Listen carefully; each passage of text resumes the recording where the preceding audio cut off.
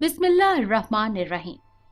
अस्सलामुअलैकुम नाजरीन, आज मैं आपके लिए एक सच्ची और खौफनाक कहानी लेकर आई हूँ।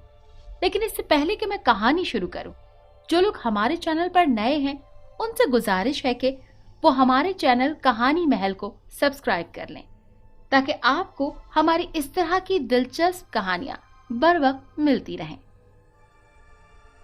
हमारे घर में सब लोग इकट्ठे ही रहते थे, यानी कि दादा अब्बू, दादी अम्मी, अब्बू अम्मी, चचा चाची, चाचू के 5 बेटे बेटियां थे, जबकि मैं अकलौता था। लेकिन हम सब इकट्ठे ही रहते थे। घर बड़ा होने की वजह से कोई परेशानी नहीं होती थी, लेकिन घर के किसी न किसी हिस्से में कुछ न कुछ अजीब होता ही रहता था। लेकिन सब इसको नजरअंदाज कर देते। मेरे दादा अब्बू फौज में रह चुके थे और तीनों जंगों में शामिल थे। इसके साथ साथ दादा अब्बू कुरान के हाफिज भी थे। जिस घर में हम रहते थे, ये घर दादा अब्बू ने आज से तकरीबन 55 साल पहले बनवाया था। तब पूरे इलाके में सिर्फ एक ही घर था और वो हमारा था। तब से अब तक घर में बहुत अजीब वाकयात होते रहे। जब मेरी उम्र 10-11 साल की थी, मैं, अम्मी और अब्बू एक कमरे में सोते थे। वजह सिर्फ एक ही थी, वो ये कि रात 2 बजे के वक्त सहन में किसी के चलने की आवाज आती। एक रात मेरी बड़ी कजन उठी, शायद उसे पानी पीना था। जब वो कमरे से बाहर निकली तो उसे सहन में कोई नजर आया, लेकिन सहन की लाइट ऑफ थी और चांद की रोशनी में वो पहचान न सकी कि कौन था। जब वो लाइट ऑन करने लगी तो उसे वो चीज किचन में जाती दिखाई दी, लेकिन लाइट ऑन करने से उसे एक धचका सा लगा कि किचन का दरवाजा तो बंद था और बगैर दरवाजा खोले आखिर कोई चीज अंदर कैसे दाखिल हो सकती है। उसने अपने अम्मी अब्बू को फौरन जगाया। जब वो किचन का दरवाजा खोलकर अंदर गए तो वहां कोई भी नहीं था। इस वाक़े से हम सब बच्चे काफी डर गए, लेकिन बड़ों पर इस वाक़े का कोई असर न हुआ, क्योंकि उनके साथ पहले ये सब कुछ हो चुका था, जिसका पता हमें बाद में चला। इस वाक़े के कुछ दिन बाद एक रात मेरी आंख प्यास लगने की वजह से खुली। कमरे का दरवाजा खुला था। घर की तमाम लाइट्स ऑफ थी। चांद की हल्की सी रोशनी कमरे के दरवाजे पर पड़ रही थी। मैंने देखा कि मेरे बेड की दूसरी तरफ, जहां मेरे पांव थे, वहां नीचे जमीन पर कोई बैठा है। पहले तो मुझे लगा कि शायद मेरी अम्मी है। मैं बेड से उतरा और उसकी तरफ चलने लगा, लेकिन 2 कदम चलकर मैं रुक गया, क्योंकि मुझे कमरे की दूसरी तरफ अम्मी की चारपाई पर अम्मी सोती हुई नजर आ गई थी और अब मेरा दिल जैसे फटने लगा था। इस चीज ने पीछे मुड़कर देखा। मैं उसका चेहरा नहीं देख सका, क्योंकि सारे चेहरे पर बाल ही बाल थे। मैं चीखने लगा। अब्बू बेड की दूसरी तरफ लेटे थे। अब्बू ने फौरन उठकर लाइट ऑन की, लेकिन मैं आंखें बंद किए बस चीखे जा रहा था। अब्बू ने मुझे पकड़ा और कहने लगे कि क्या हुआ है। मैंने आंखें खोली तो अम्मी अब्बू दोनों मेरे पास खड़े थे। मैंने सब कुछ बताया। अब्बू ने पूरा घर मेरी तसल्ली के लिए देख लिया, मगर कोई न मिला। इस वाकये को अगले दिन मैंने दादी अम्मी को बताया। उन्होंने जो कुछ मुझे बताया वो सब बहुत डरा देने वाला था। उन्होंने बताया कि घर में जिन्नात वगैरह हैं, लेकिन वो नुकसान वगैरह नहीं पहुंचाते। इस वाकये ने हम बच्चों को डरा कर रख दिया।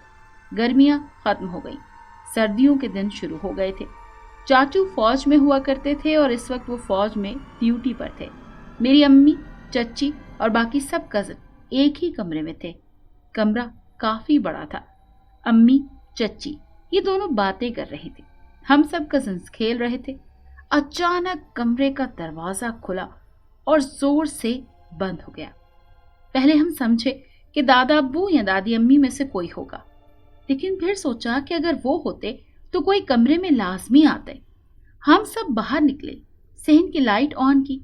रात को सहन की लाइट इसलिए ऑफ कर दिया करते थे कि दादा अब्बू का कमरा सहन के बीच में था और रोशनी में उनको नींद नहीं आती थी। और दादा अब्बू के कमरे में गए।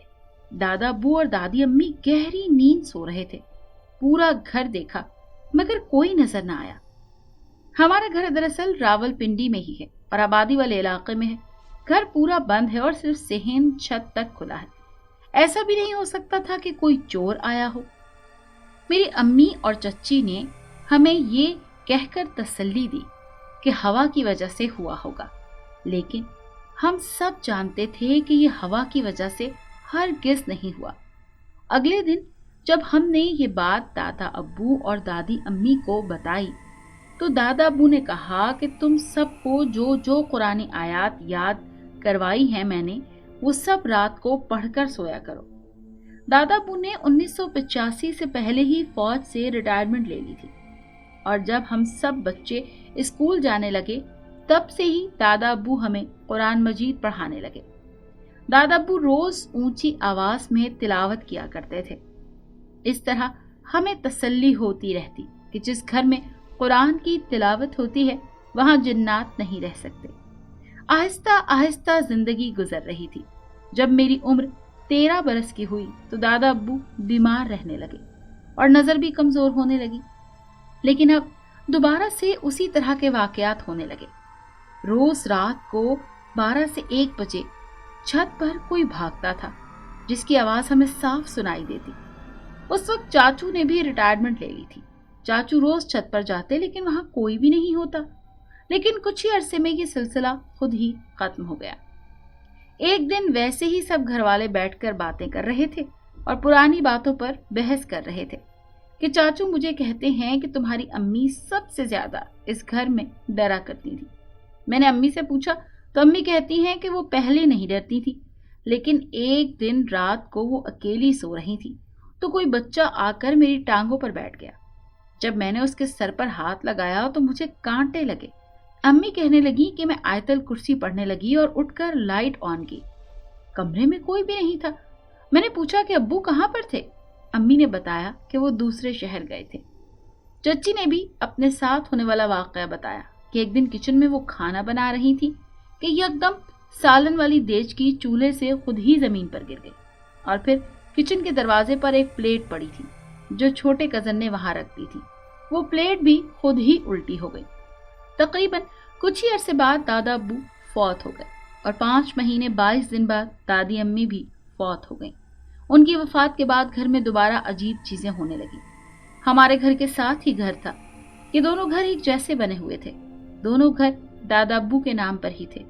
دادا ابو کی وفات کے بعد دوسرا گھر چاچو نے رکھ لیا اور وہ وہاں شفٹ ہو گئے، اور جس گھر میں ہم رہتے تھے وہ ابو کے نام ہو گیا، اور وہاں اب صرف میں، امی اور ابو رہنے لگے۔ علیحدہ گھر میں رہنے کی وجہ یہ تھی کہ بڑے کزن کی شادی کرنے لگے تھے۔ گھر میں رات کو عجیب آوازیں آتی جو کہ بہت آہستہ ہوتی تھی، لیکن میں آیت الکرسی پڑھ کر آرام سے اپنے کمرے میں سو جایا کرتا تھا۔ ایک صبح میں اٹھا تو کیا دیکھا کہ امی ابو بہت پریشان تھے۔ میں نے وجہ پوچھی تو بتایا کہ رات کمرے میں خون دیکھا تھا۔ میں نے پوچھا کدھر تھا خون؟ تو بتایا کہ میرے کمرے اور ان کے کمرے کے درمیان میں۔ میرا کمرہ ابو اور امی کے کمرے کے ساتھ جڑا ہوا ہے اور بیچ میں ایک دروازے جتنا گیپ ہے، وہاں تھا خون، بالکل تازہ۔ میں نے کہا بلی تو کوئی جانور نہیں لائی؟ امی نے کہا کہ دروازے بند تھے، یہ سردیوں کے دن تھے اور یہ واقعہ رات 2 بجے کا تھا۔ امی نے کہا میں نے رات کو ہی خون صاف کر دیا تھا۔ انہی دنوں میں چچی کے ہاتھ پر بھی کسی نے کاٹا تھا۔ تب چچی سو رہی تھی، لیکن درد محسوس ہوا تو فوراً آنکھ کھل گئی۔ دانتوں کے نشانات کسی انسان جیسے تھے۔ ایک بار میری چھوٹی کزن اپنے گھر میں اکیلی تھی، اس کے سامنے کوئی باہر کی طرف سے بھاگتا ہوا آیا اور دوسرے کمرے میں گھس گیا۔ وہ سمجھی کہ اس کی امی ہیں، وہ فوراً اسی کمرے میں گئی، لیکن وہاں تو کوئی بھی نہیں تھا۔ وہ بھاگ کر ہمارے گھر آ گئی۔ اب تو ان باتوں کا ہونا ہمارے لیے کوئی نئی بات نہیں تھی۔ دن میں بھی صحن میں پڑی لکڑی کی چارپائی پر کسی کے بیٹھنے کی آواز آتی، لیکن جب وہاں دیکھو تو کوئی بھی نہیں ہوتا۔ اب میری عمر 19 سال کی ہو گئی ہے اور ابھی بھی عجیب واقعات ہوتے رہتے ہیں۔ اگر آپ کو یہ کہانی اچھی لگی ہے تو اسے لائک کیجیے اور ہمارے چینل کہانی محل کو سبسکرائب کیجیے۔ اور ہاں، اگر آپ کے کسی دوست، رشتہ دار یا بہن کے ساتھ خدا نخواستہ اس طرح کا کوئی بھی واقعہ پیش آیا ہے تو ہمیں کامنٹ سیکشن میں اس کے بارے میں ضرور بتائیے۔